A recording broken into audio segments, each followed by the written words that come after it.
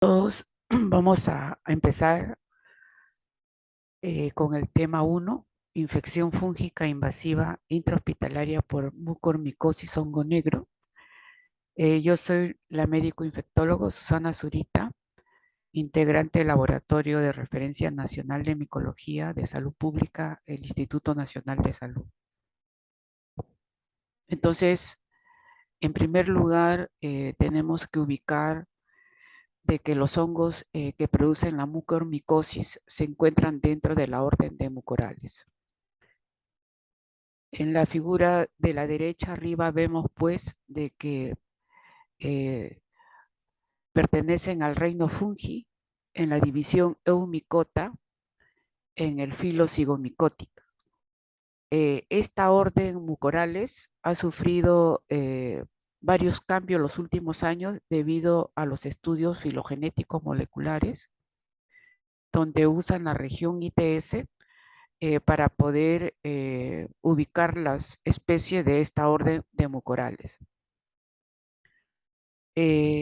Cuando nosotros vemos la imagen de la izquierda, que ha sido confeccionada en el 2019, elaborada en el 2019, vemos pues de que el filium Mucoromycota, que se encuentra dentro de los zygomicéteos, tiene tres subfilium, que es la mucoromycotina, la mortiriomicotina y la glomerulomicotina.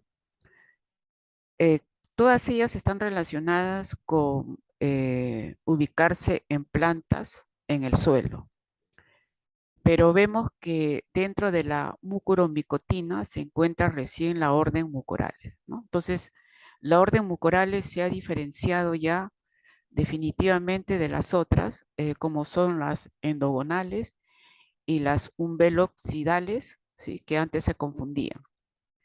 Entonces, la otra característica también que se ha visto es que la mucoromicota está muy relacionada con los clados de los ascomicotas y los basidiomicotas. En general, ¿qué se ha logrado con estos estudios? Decir que el orden mucorales comprende 261 especies. Eso significa en 51 géneros, y al menos solo 38 de ellas se han asociado con infecciones humanas denominada mucormicosis, ¿no? Caracterizadas porque son angioinvasivas, tienen angiotropismo por vasos sanguíneos, es de curso agudo y afectan inmunocomprometidos, huésped inmunocomprometidos.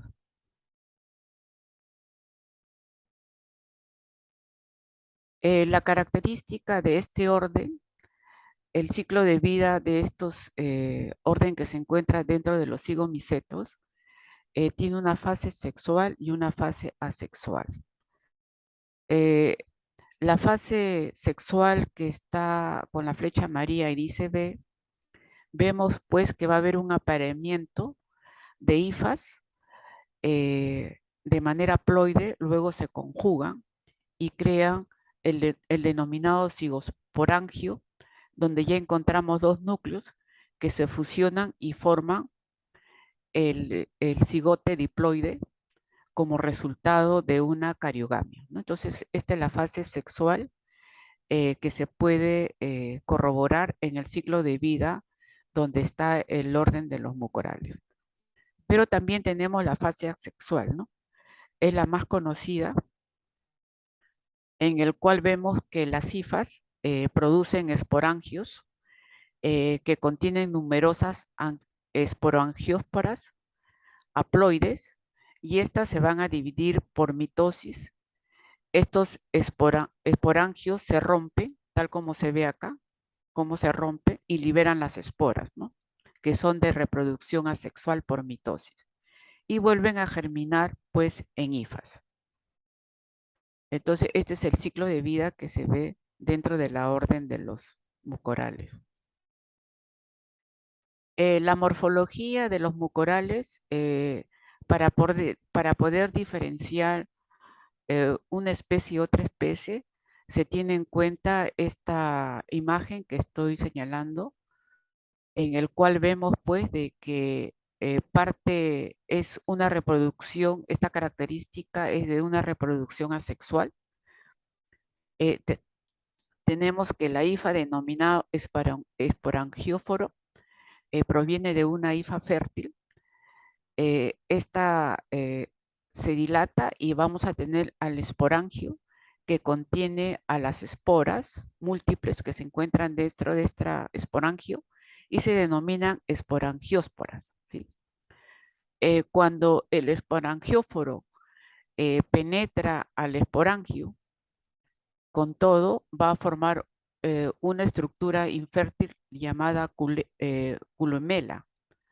columela. Y si este esporangióforo se ensancha, entonces vamos a tener la denominada apófisis, ¿sí? Entonces, todas estas estructuras han sido utilizadas a la fecha para poder diferenciar las especies de la orden Mucorales. Sin embargo, se ha visto de que eh, no son definitivas, porque cuando se ha aplicado estudios filogenéticos, estas pueden variar. Entonces, en esta imagen, eh, en el A, lo que vemos es un cigóspora que está suspendida por unas estructuras que provienen de las hifas compatibles que se han podido unir para dar lugar a este cigote. Y esta estructura que la están sosteniendo al cigote se llaman suspensores, ¿no? Y esta estructura corresponde a un mucor denominado endophyticus. En cambio, esta estructura del B es una estructura denominada acigospora, porque no proviene de una reproducción sexual, sino de una reproducción asexual, ¿no? Y se llama mucor vaineria.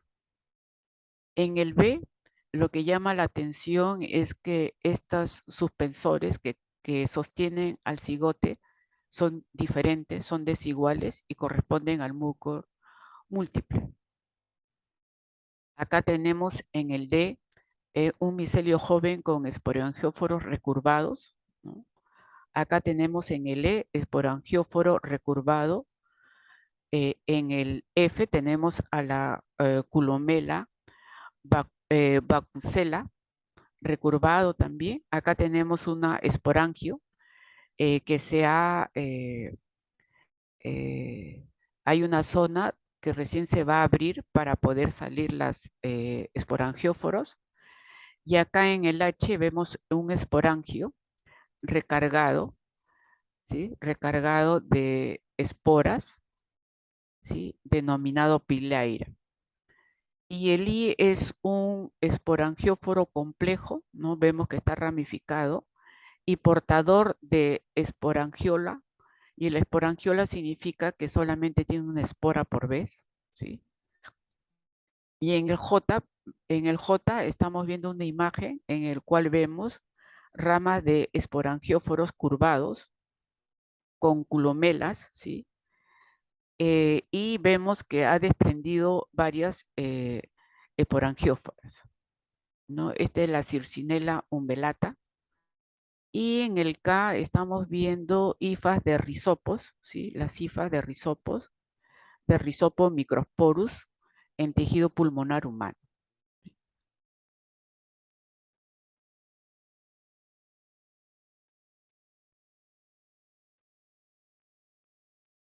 ¿Cuáles son las fuentes probadas o sospechosas de brotes mucorales? ¿No?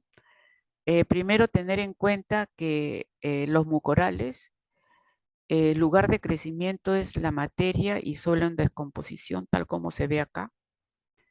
Las esporas fúngicas son aerotransportadas. Una alta humedad favorece el crecimiento de las mucorales. Y también se ha visto que pueden estar en ambiente interno o externo de áreas. Pueden estar en el momento en que están construyendo un hospital, ¿sí? O puede haber un cambio. en cuanto al ambiente hospitalario y se ha visto en un estudio en la India de que el 9% de mucormicosis son de causa nosocomial. Este es un estudio en el cual estoy señalando sobre brotes mucorales en el 2019. No es un estudio en el cual hacen una revisión de todos los artículos y logran identificar 32 informes sobre brotes, no solamente en hospitales, sino en la comunidad. Cuando verifican, cuando estos brotes se han producido en el hospital, eso constituye el 40.7%. Es decir, de 32 informes, 13 informes dan cuenta de que ha habido brotes intrahospitalarios por mucorales y estas provienen eh, de instrumentos o insumos médicos que se utilizan, ¿no? Dentro de los cuales podemos tener vendas adhesivas contaminadas, ropa de cama y bajalengua de madera. También están relacionados estos brotes, hay 10 informes sobre, respecto a esto, cuando vemos que el aire intrahospitalario está contaminado por una mala ventilación y porque está en proceso de construcción algunas áreas hospitalarias que pueden producir el levantamiento de todas estas esporas. También se han visto por brotes por inoculación traumática que han sido contaminados por tierra. Esto constituye el 3 de los informes, que son hasta 9%. Luego por contacto de plantas contaminadas, ingestión de plantas contaminadas y no identificadas, etcétera. Dentro de la manera como ingresa al hospedero, vemos que primero tiene que haber como primera condición que sea un hospedero sensible, ¿sí? Porque un hospedero sano podría repeler toda este tipo de colonización de esporas del orden mucorales.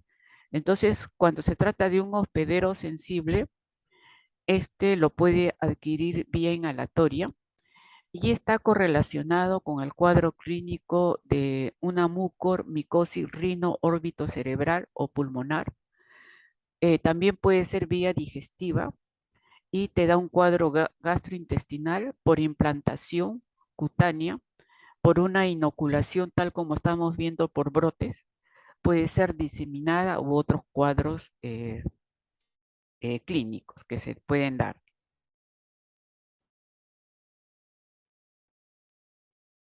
Dentro de los taxones mucorales más importantes que causan brotes, se han visto al Rhizopus arbisus,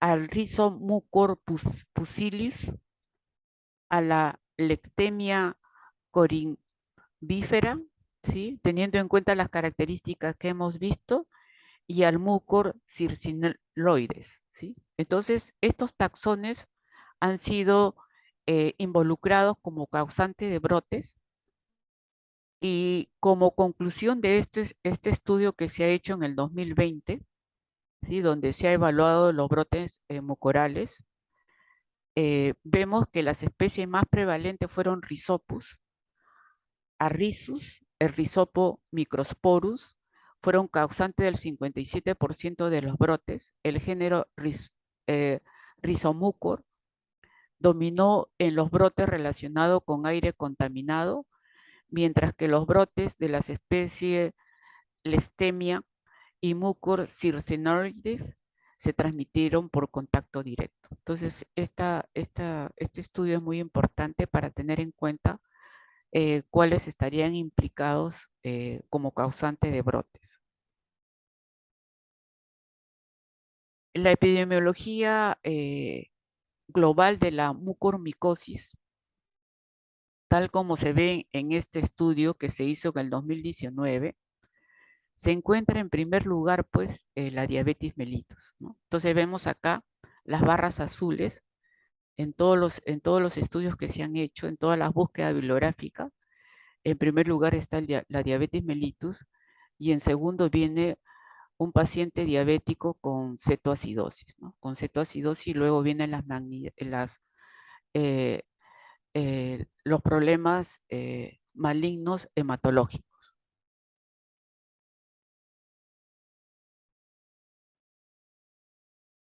Dentro de los cuadros clínicos que se manifiestan en esta epidemiología global de la mucormicosis, se encuentra en primer lugar el cuadro clínico denominado rino órbito cerebral, seguido por el pulmonar, cutáneo, renal, etcétera. ¿Sí?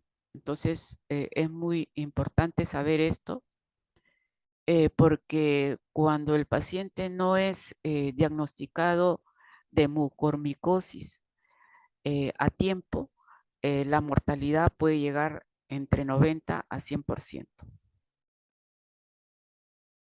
En esta misma búsqueda bibliográfica que se hace en este estudio, se encuentra que dentro de los agentes causales, dentro de la orden mucorales, los que producen mucormicosis son las especies de Rhizopus, tal como se ve en las barras azules. Y tenemos pues en primer lugar la India, seguida de México, luego tenemos Irán, de manera global, ¿no? Luego sigue la Cunigamela, la Lextemia, especie de listemia, etcétera. Entonces, cuando nosotros queremos hacer una evaluación entre la distribución geográfica y el agente causal en orden de frecuencia, tenemos que a nivel global, eh, europeo, en América del Norte, América Latina, India y Asia, es el Rhizopus, ¿no? Tal como vemos acá. Y si queremos hacer una diferenciación entre agente causal en orden de frecuencia y la distribución geográfica, vemos que en América Latina está el Rhizopus, el mucor, el Apophysis homices y el Saxaneae, ¿sí? Estos agentes causales están relacionados con el cuadro clínico. Entonces se ha visto que el Rhizopus se relaciona con una frecuencia de producir un cuadro clínico denominado mucormicosis rino órbito cerebral. El mucor y el Saxaneae, así como el apomisomices, es la mucormicosis cutánea, se le relaciona. Mucormicosis diseminada o pulmonar están dada por la listemia, la cunigamenela y el rizomóculo, ¿sí? Entonces esto es muy importante para ver eh, cómo se está manifestando la distribución y los agentes causales del problema del cuadro clínico de mucormicosis. Entonces, ¿qué podemos decir en general acerca de la prevalencia mundial de mucormicosis? Que la mucormicosis mundialmente está en una frecuencia, una prevalencia de 0,2 casos por 100.000 habitantes. Sin embargo, cuando nos detenemos en la India y Pakistán, acá la situación cambia. La mucormicosis es 14 casos por 100.000 habitantes, ¿no? Entonces aumenta hasta un 70% con relación a la mucormicosis mundial.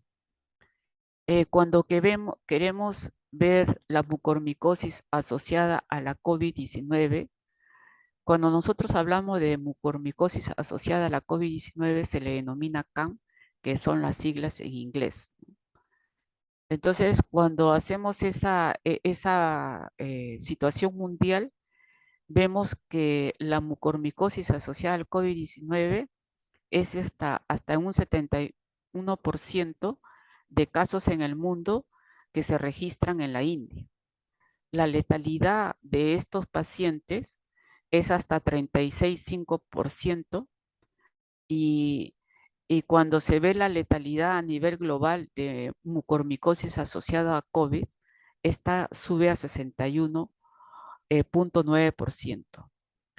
En la India, esta mucormicosis asociada a COVID-19, en un registro de mayo a julio del 2021, es decir, 3 meses, llegó a 233 casos.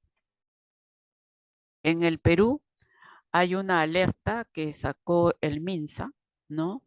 En el cual hizo un registro de lo que se observa en el SINADEF y se reportaron 37 defunciones entre el 2020 y el 2021. El 27% de estos pacientes con diagnóstico que tuvieron diagnóstico de COVID y de los cuales el 60% tuvo como comorbilidad diabetes, habían hecho pues mucormicosis asociado a la COVID-19.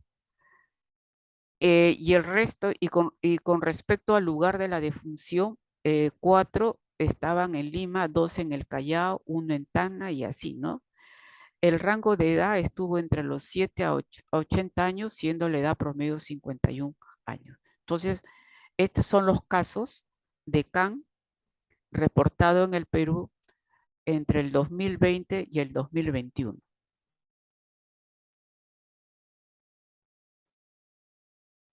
Cuando uno quiere entender qué sucede en esta interacción huésped, hongo y este virus COVID-19, debemos tener presente pues las características del huésped y las características del hongo que lo produce.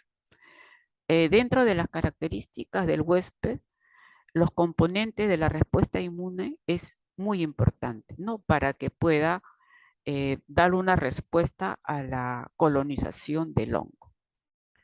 Entonces, de manera general, podemos decir que contra las infecciones fúngicas, el huésped sano tiene que tener una inmunidad innata y adaptativa sana también, desde el punto de vista de inmunidad innata, las barreras físicas, eh, sin ningún tipo de injuria, y me estoy refiriendo al epitelio de la piel y mucosas. Debe haber una respuesta de sus barreras químicas dada por el pH de fluidos corporales, por los péptidos antimicrobianos denominados defensinas, por las proteínas que son las lisocimas, y todo esto es utilizado para poder destruir estas esporas. También el uso que se da en esta respuesta innata con respecto a los fagocitos profesionales, que son los neutrófilos, los monocitos, los macrófagos, las células asesinas naturales y las células dendríticas. Las células dendríticas son las que van a dar una señalización a la inmunidad adaptativa para que siga la respuesta si es que falla la inmunidad innata. Entonces, se presenta la inmunidad adaptativa que está dada por la respuesta humoral y la respuesta celular. Y cuando hablamos de la respuesta humoral, estamos hablando de un grupo de anticuerpos y de citoquinas contra el hongo. Y de la respuesta celular, la producción de linfocitos T y B para destruir al hongo. Desde el punto de vista del hongo, tenemos que ver la capacidad del hongo patógeno para producir la enfermedad. Entonces vamos a hablar de la virulencia de estos mucorales, la vía de infección, la inmunidad del hospedador, el órgano afectado y la coexistencia de infecciones o enfermedades que hacen que este huésped sea un huésped susceptible. Entonces, ¿qué se espera cuando estas esporas mucorales, que son ubicuas, están en todas partes en el medio ambiente? Se espera de que la inmunidad innata las elimine cuando se trata de un huésped sano. Entonces viene las esporas de los mucorales y el huésped sano va a inhalarlas, pero como tiene barreras mecánicas y químicas, las va a poder eliminar. Entonces, si esta primera barrera de defensa, que sería la mucosa epitelial, falla, entonces va a activarse las defensas químicas y celulares. Eso sería lo que va a suceder. Va a haber un reconocimiento del hongo a través de diferentes receptores. Estos receptores van a estar a nivel de membrana, ¿sí? Tenemos los receptores, el llamado TLR y la dectina. Estos van a activar los macrófagos, las células dendríticas, los neutrófilos y los monocitos, que serían los fagocitos profesionales. También va a haber receptores solubles como la lectina y la pectraxina.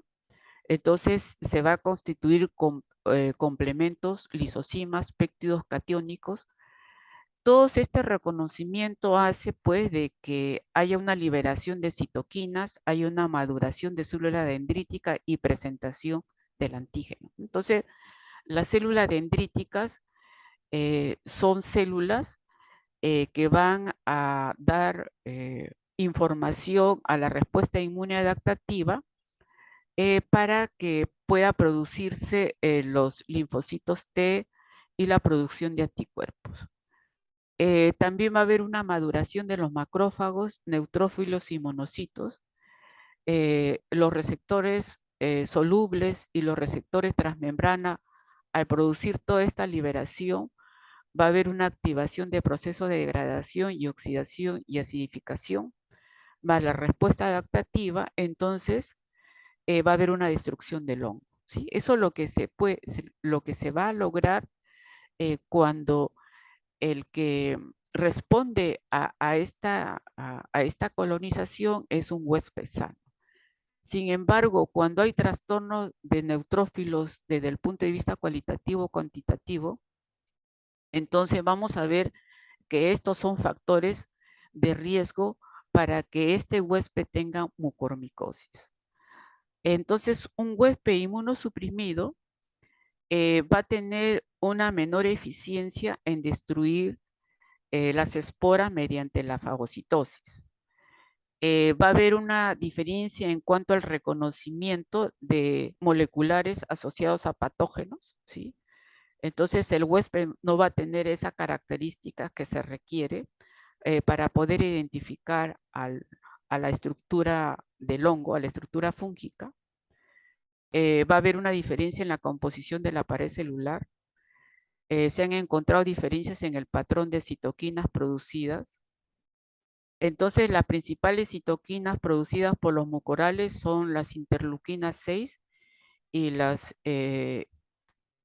y todo lo que tiene que ver con linfocitos, ¿sí? Entonces, vamos a ver que la interleuquina 6 se va a constituir en un problema en un paciente que tiene una enfermedad producida por mucorales.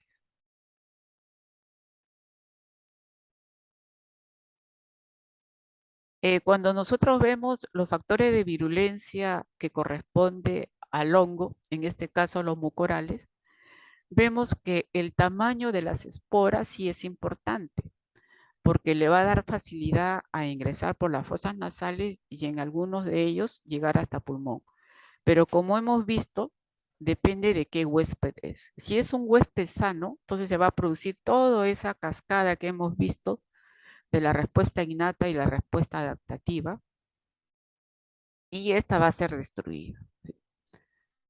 La otra característica como factor de virulencia que se le reconoce a la orden de los mucorales es la termotolerancia. Tienen la capacidad de crecer a 37 grados centígrados y más, ¿no? O sea, la temperatura del ser humano, 37 grados centígrados.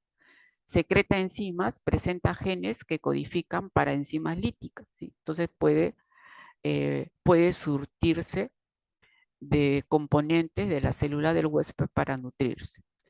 El hierro es un elemento esencial para el crecimiento y desarrollo fúngico.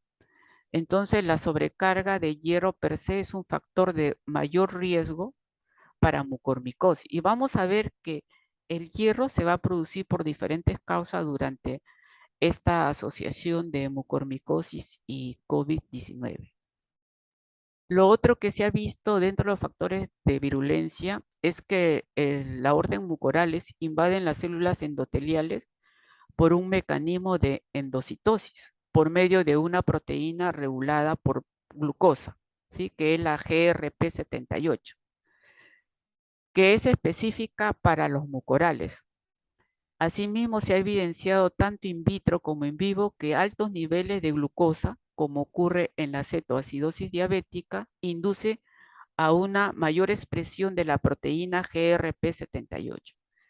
Entonces, la proteína GPR78 es importante porque va a ser un punto donde se va a herir la proteína que cubre la espora del mucor. Entonces, vamos a continuar para que se explique esto con mucho mayor detalle. Acá tenemos,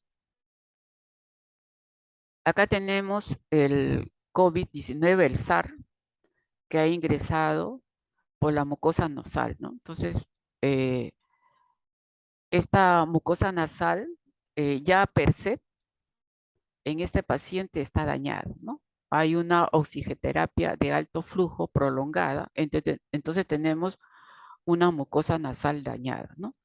Y esa característica de daño de mucosa nasal hace más fácil de que esporas de mucormicosis puedan asentarse a ese nivel. Luego el COVID avanza, hay una infección sistémica, hay una tormenta de citocinas. Entonces, la tormenta de citocinas, la más llamativa es el aumento de la interleuquina 6. Esta interleuquina 6 lo que hace es un problema de la disfunción pancreática, lo que conlleva a una resistencia a la insulina, ¿sí? Y por tanto va a haber un aumento de la glucosa. Esta característica hace de que un paciente con COVID-19, en el momento que tiene COVID-19 se le diagnostica de diabetes. Entonces, por eso pongo acá, la COVID-19 puede provocar la aparición de diabetes y la cetoacidosis diabética se ha precipitado en la diabetes recién diagnosticada después del COVID-19. Entonces, acá ya tenemos un paciente que con todas estas características que ha sucedido, tiene un aumento de la glucosa y por tanto puede llegar a una cetoacidosis. Esta cetoacidosis eh, va a producir un aumento del hierro sérico, ¿sí? Porque va a haber acá un problema con respecto a la ligación del fierro a una transferrina. Entonces va a quedar libre el fierro a nivel de sangre. ¿Qué otra cosa podemos ver acá en este paciente, en este paciente que tiene el SARS, que tiene el COVID-19? Que se va a usar corticoides porque la idea del corticoides es disminuir la respuesta de los linfocitos T para evitar la tormenta de citocina, ¿no? Entonces, va a haber una inmunidad adquirida, inducida por corticoides. Entonces, ya tenemos un paciente con COVID-19, con diabetes y que tiene un problema de inmunidad adquirida. Entonces, este tipo de problema de inmunidad es desde el punto de vista de inmunidad innata y probablemente también inmunidad adaptativa. A esto se agrega el paciente con COVID, en muchas situaciones se le tiene que dar antibióticos, entonces va a haber un cambio en la biomasa nasal, ¿sí? Entonces a nivel nasal va a cambiar el micobioma y el microbioma. Y va a haber como tal también a partir de una disminución de los linfocitos T, esta región nasal va a estar alterada porque va a haber un cambio en el tejido linfoide a nivel nasal y nasofaringio, ¿sí?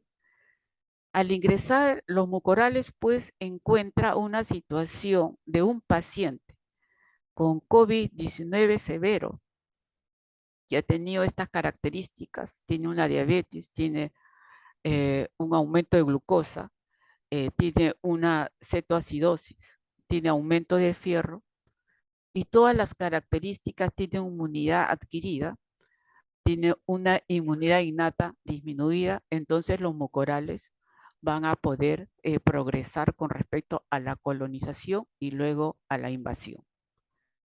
Entonces vemos que otra característica tiene el COVID, que la enzima convertidora de angiotensina 2 se encuentra en los pulmones y páncreas, y esta sirve como receptor de entrada para la COVID-19. Entonces, esta proteína AC2 permite la entrada del SARS en las células de los islotes pancreáticos y daña las células beta que producen insulina, ¿no? Entonces, esta es otra característica que hace pues que el paciente tenga aumentada la glucosa. Y la glucosa, acuérdense que habíamos hablado en la anterior diapositiva, ¿sí? Creo que es en la anterior diapositiva, de una proteína regulada por la glucosa que es el GRP78. Entonces, esta GRP78 es la que requiere el, el mucoral para poder adherirse. Este es su punto de unión a la célula del huésped, ¿sí? De parte de la mucormicosis, de las esporas. Lo otro que vemos es que la COVID-19 grave aumenta la resistencia a la insulina a través de una mayor secreción de hormona del estrés, cortisol y otras, y citocina, ¿sí? Entonces, todas estas características son las que se pueden resumir en lo que se espera de un paciente que tiene un COVID-19, tiene estas características que se dan y aparecen pues los mucorales. Esta es una, trata de explicar en este esquema una ecuación entre la mucormicosis y la enfermedad COVID. Entonces vemos, tal como habíamos mencionado en la anterior diapositiva, es que la vía que implica la interleuquina 6 y la resistencia a la insulina, ¿no? Entonces vemos que van a haber niveles elevados de interleuquina que se unen a su receptor, que es la interleuquina 6R. Esta la conducen a una vía llamada HAT-STAT, que involucra la dimerización, ¿sí?, de STAT3 y niveles mejorados del SOT3 que marcan la proteína IRS1 para la degradación basada en ubiquitina. Esto finalmente que va a producir una falla en el transporte de vesículas portadoras de GLUC4 a la membrana plasmática de las células. Y por tanto, va a haber una suspensión de la captación de glucosa en las células. Y como corolario va a ocurrir que como hay suspensión de la captación de glucosa en las células, va a conllevar a niveles altos de glucosa en la sangre. Entonces, esta es una explicación de qué es lo que se está produciendo en el momento de que hay un aumento de interleuquina 6 asociado a la resistencia a la insulina. Y por tanto, el paciente puede debutar con diabetes cuando está produciéndose la infección con un COVID-19 grave, ¿sí? Y también puede estar produciendo una resistencia a la insulina y hay un aumento de glucosa. Acá tenemos en la mucormicosis rinocerebral que estamos observando acá. Estamos observando la cantidad de esporas que se han inhalado. Acá tenemos el epitelio celular y tenemos que la proteína COT3 de la cubierta de las esporas que están ingresando reconoce la proteína GRP78 regulada por la glucosa, ¿sí? Y se adhiere acá y fácilmente puede invadir, colonizar y lisar las células del huésped. Y la infección se propaga causando inflamación, trombosis y angioinvasión. Entonces vemos pues de que En este caso, en un paciente diabético, se da la mucormicosis por esta característica de que la expresión de la GRP78 es alta porque hay buena cantidad de glucosa en sangre. Y si entra la espora tiene una cubierta con una proteína COT-H3 que reconoce esta proteína, SUT, y puede invadir, colonizar y lisar la célula del huésped, ¿no? Acá vemos cómo germina y al germinar germina porque hay aumento de la glucosa en este huésped, hay fierro libre, puede germinar, hay acidosis en este tipo de paciente con diabetes, entonces va a germinar. ¿Y qué va a suceder? Que los mucorales, al germinar, tienen gran afinidad por las arterias y se adhieren a su pared de las arterias. Acá lo estamos viendo. ¿Sí? Crecen a lo largo de la lámina elástica interna de los vasos sanguíneos y van a causar trombosis, isquemia y necrosis. Y ese va a ser el cuadro clínico que vamos a observar. Entonces acá vemos un modelo fisiopatológico propuesto de mucorsis, de mucormicosis asociado a COVID-19. Entonces vemos que un individuo infectado por SARS tiene varios factores que pueden estar involucrados en la patogénesis de la mucormicosis asociado a COVID, ¿no? Al CAN. Tenemos que la proteína 78 kilodaltios regulada por la glucosa, el GRP78 en las células endoteliales humanas, es un receptor esencial para la invasión vascular por mucorales a través de su proteína, ¿sí? Acá estamos viendo, a través de su proteína de cubierta de esporas. Entonces tenemos acá en este azul es el virus, es el SARS. Acá están apareciendo las esporas que han sido inhaladas y acá está su receptor, ¿no? El receptor. Entonces vemos que la hiperglicemia, la cetoacidosis diabética y la presencia de hierro favorecen la interacción y favorecen el crecimiento de los hongos. El SAR-2 también puede aumentar directamente la expresión, tal como hemos visto, del GRP78, precipita la cetoacidosis diabética y altera las funciones de las células inmunitarias innatas, ¿sí? Entonces, todo eso sucede en este tipo de pacientes. Entonces, cuando nosotros queremos ya correlacionar los factores del huésped susceptible del hongo, en este caso los bucorales, y el virus, en este caso el COVID-19, entonces tenemos que conocer el papel del SARS-CoV-2 en la modulación de la interacción entre mucorales y el huésped humano. Entonces hemos hablado de un sistema inmune comprometido, hemos hablado del uso de corticoides, que es un tratamiento contra el COVID grave, es un inmunosupresor, induce a hiperglicemia, ¿sí? Los glucocorticoides utilizados también inducen a la hiperglicemia. Eh, Vemos que hay terapias que se usan en el COVID que pueden alterar el equilibrio del micobioma y el microbioma, ¿sí? Luego vemos que si este huésped tiene diabetes, tiene una diabetes mellitus descontrolada, entonces va a tener hiperglicemia, va a haber una mayor expresión de la proteína GRP78, va a tener afectado este paciente diabético su función inmunológica innata necesario para poder contrarrestar estas SPO. No lo va a poder hacer. Va a haber una respuesta alterada de las células dendríticas que retrasan la activación oportuna de la respuesta inmunitaria adaptativa, ¿sí?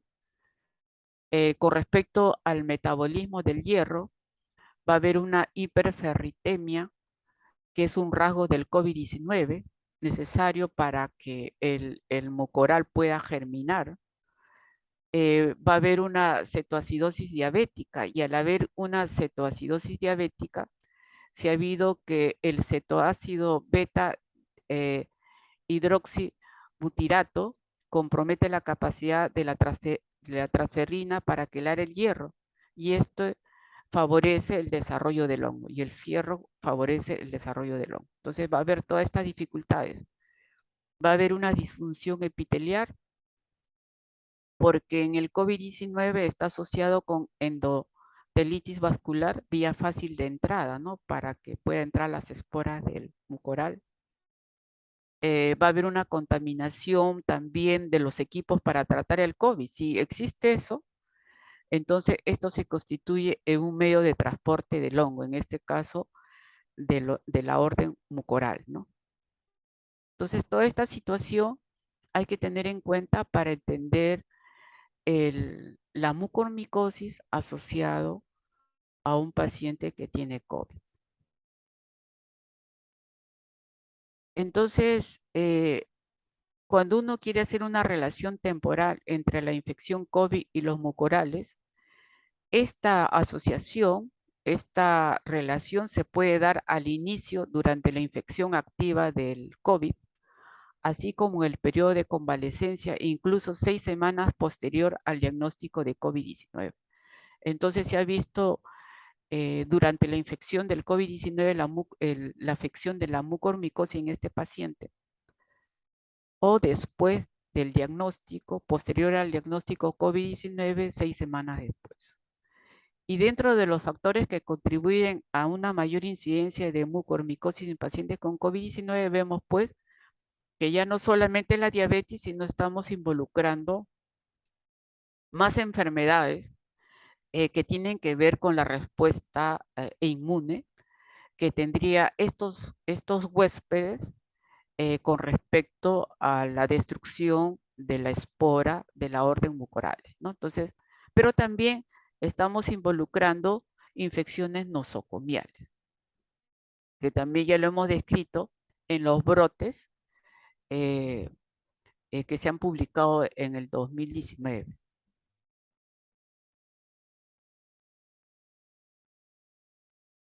Dentro de las manifestaciones de pacientes con COVID o mucormicosis asociado con COVID, vemos pues en este estudio que se ha hecho en el 2021, que en primer lugar está el cuadro clínico llamado rino orbital, le sigue el rino sinusal y el rino órbito cerebral, ¿no? Entonces eso es muy importante porque si esto no se logra detener o hacer un diagnóstico temprano, la mortalidad es muy alta. Vemos que en el rino cerebral las características es que este huésped presenta tupidez nasal, hay una sinusitis, fiebre, cefalea, congestión y secreción nasal anormal, dolor a ese nivel, hay un deterioro de la visión, el habla, hay una proctosis, hay un problema de oftalmoplejía, decoloración facial, nasal o periocular, úlceras en el paladar duro y aparición de costras necróticas, ¿no? Estamos viendo, este es un cutáneo, por ejemplo. Esta es una característica de una radiografía en el cual ya hay un problema, un cuadro pulmonar, donde hay fiebre, disnea, tos, dolor torácico e infiltrados pulmonares. También puede haber gastrointestinal, dolor abdominal, náuseas, vómitos, hemorragia, cutáneo, eritema, escaras, ¿sí? Diseminada.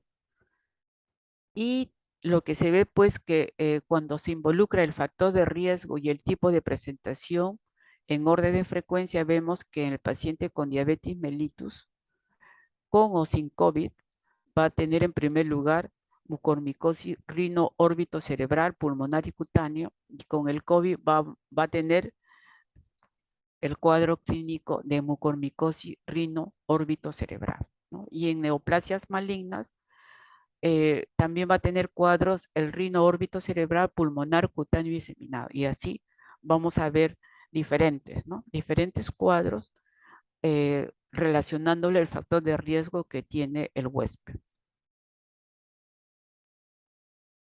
Acá están las manifestaciones clínicas relacionadas pues con el rino órbito cerebral, en el cual vemos En esta diapositiva, en el A y en el B, vemos un ojo izquierdo con proctosis y oftalmoplejía, ¿no? Del paciente. Incluso acá vemos que está totalmente rojo las escleras, ¿no? Hay una caída del párpado, hay una caída del párpado. Acá hay un ojo izquierdo con quemosis y oftalmoplejía, ¿sí? En el E encontramos un fondo de ojo donde hay una oclusión de la arteria de la rama de la retina. Acá vemos un ojo derecho, una endostalmitis con hipotomía y edema corneal, ¿sí? Esas son características oculares que se ven en un paciente COVID asociado con mucormicosis.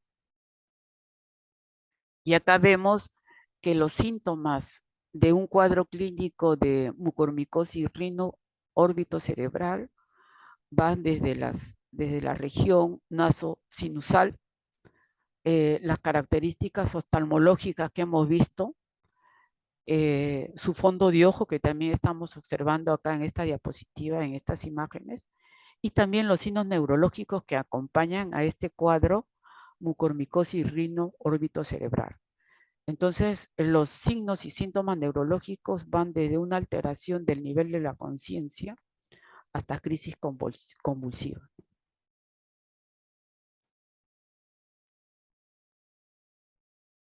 Acá tenemos un paciente con mucormicosis pulmonar después de haber tenido el cuadro de COVID-19.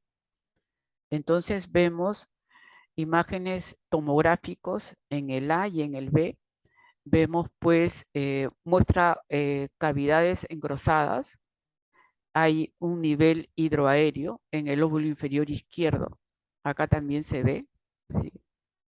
En el C ya estamos viendo características macroscópicas de la especie resecada obtenida, que muestra una cavidad llena de material necrótico.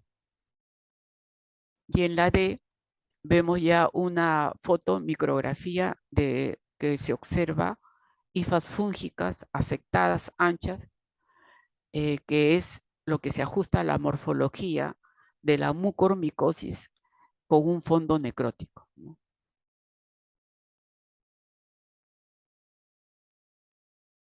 Esta es una mucormicosis en paciente diabético post-infección COVID, ¿sí?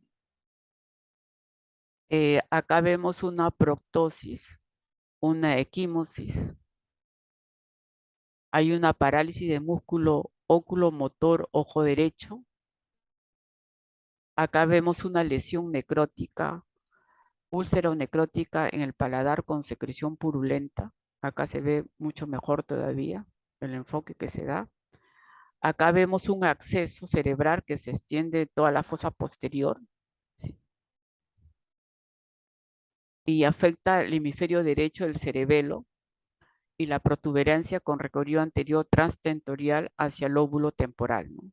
Entonces vemos pues un problema de una pansinusitis y una mastoiditis derecha.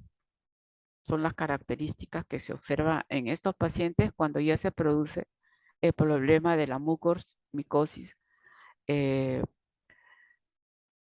rino órbito cerebral. Estas son las características microbiológicas e histológicas de los mucorales, ¿sí? Entonces vemos acá en el A, con la flecha amarilla, vemos hifas afectadas, eh, anchas. En el B, con azul de algodón de lactofenol, hifas también afectadas. Y vemos una extensión de la columela al esporangio, ¿no? Acá están. En una tinción de chip con ácido periódico, hifas afectadas, periódico, hifas afectadas anchas con ramificación en ángulo recto. Y en la D estamos viendo con una tinción de metenamida de plata, hifas afectadas anchas en tejido necrótico. La imagen inferior corresponde a un aislamiento de muestra de paciente con diagnóstico de mucormicosis rinoórbito-cerebral durante la epidemia de COVID-19 obtenido por nuestro Laboratorio de Referencia Nacional de Micología, el Instituto Nacional de Salud. Estas características se van a detallar en la parte práctica que tenemos del curso. Con respecto al tratamiento, hay una guía muy importante que el Hospital Loaiza lo publicó en una resolución directorial en agosto del 2021, cuando se dio toda esta situación. Entonces, el tratamiento de elección es el anfotericin B liposomal, liposomal porque tiene menos efectos colaterales el paciente. Como alternativa, el isavuconazol, el posaconazol, la anfotericin B, esta es otra característica. Y otras terapias posibles podría ser una combinación de la anfotericin B más la caspofungina, una anfotericin B más la posaconazol, ¿no? Según la respuesta al tratamiento. Sin embargo, hay un estudio hecho en el 2019 para ver la susceptibilidad de las especies de mucor. Y en primer lugar, en este estudio se concluye que hasta la fecha no se han definido puntos de corte para ningún miembro de mucorales. Pero sí existen valores de corte epidemiológico para el mucor circineloides con respecto a anfotericin B y el posaconazol. En general, ¿qué se puede decir? Que los valores del MIT en este estudio de mucor para posaconazol, isavuconazol y traconazol tienden a ser más altos que los de risopos y lestemisae. Entonces, hasta la fecha, lo que se acepta y lo que se demuestra en este estudio, que el fármaco más activo para todas las especies mucorales fue el anfotericin B, ¿no? Y es en todos los estudios que se ha hecho hasta la fecha para tratamiento, este es el recomendable, el anfotericin B.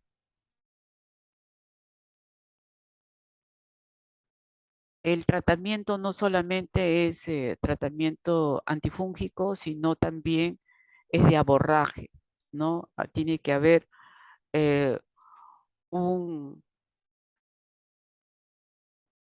un tratamiento quirúrgico, un desbridamiento precoz y radical, ¿no? Dependiendo de la localización, ¿no? Y se trata de un equipo multidisciplinario que lo realiza, tal como se menciona ahí. Luego, dentro de las complicaciones que se pueden dar lugar durante este cuadro clínico, es que se puede extender la enfermedad, ¿no? Tal como hemos visto, puede haber acceso de infarto cerebral, puede haber acceso periorbitario u orbitario, puede haber trombosis, ceguera, fístula oronasal, fístula oroantral y daños de órganos a distancia, ¿no? Entonces, todo esto es una complicación cuando la enfermedad se extiende. Entonces, todas las complicaciones que se da durante este cuadro, si es que no es tratado como urgente, entonces el riesgo aumenta a la mortalidad. También se ha visto complicaciones luego del tratamiento médico quirúrgico, ¿no? Dentro del tratamiento médico puede haber una insuficiencia renal aguda o crónica y puede estar relacionada con la anfotericin B. Por eso es importante el monitoreo constante.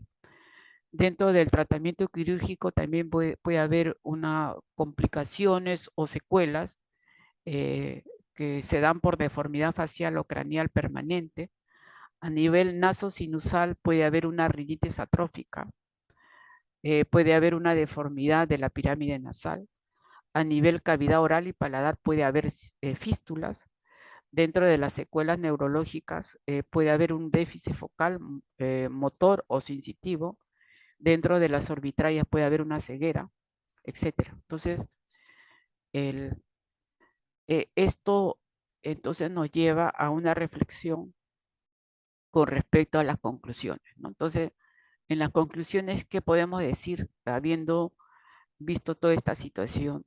de urgencia. Primero, que debido a la progresión y la naturaleza destructiva de la infección, dado que estamos hablando de un huésped susceptible, estamos hablando de COVID, estamos hablando de mucormicosis, se requiere de una rápida intervención diagnóstica y terapéutica. Esta intervención debe ser multidisciplinaria, abarcando a los médicos clínicos, cirujanos, radiólogos y microbiólogos. Se debe considerar casos sospechosos de mucormicosis asociado a COVID-19, toda persona con antecedentes recientes de COVID y que presenta cuadro clínico compatible con mucormicosis, con o sin factores de riesgo y o factores predisponentes. Porque ya hemos visto cómo el COVID puede tener esa interacción, puede producir todo ese problema también.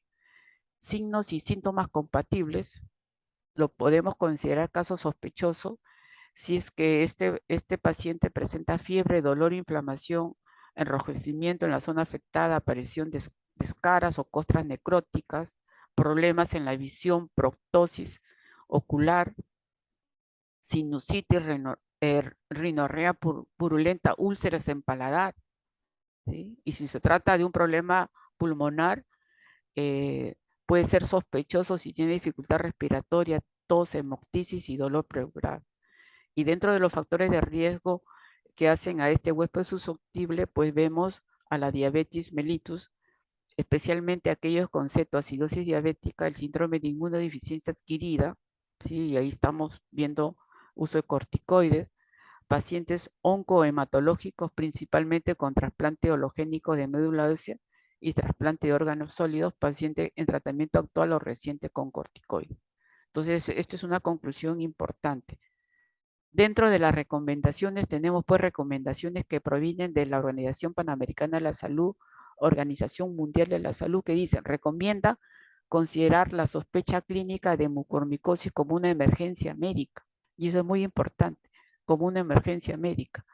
Y el MINSA recomienda a todas las instituciones que tienen que ver con salud a notificar el hallazgo y o la confirmación del aislamiento de mucormicosis asociado a COVID como evento, ¿no? Y para eso, eh, la notificación se puede realizar dentro de las 24 horas de constatado el evento vía web. Acá les dejo yo las páginas.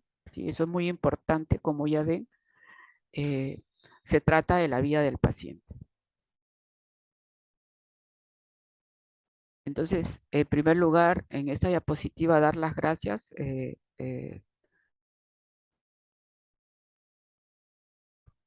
Luego de esta exposición, este es el equipo que forma parte del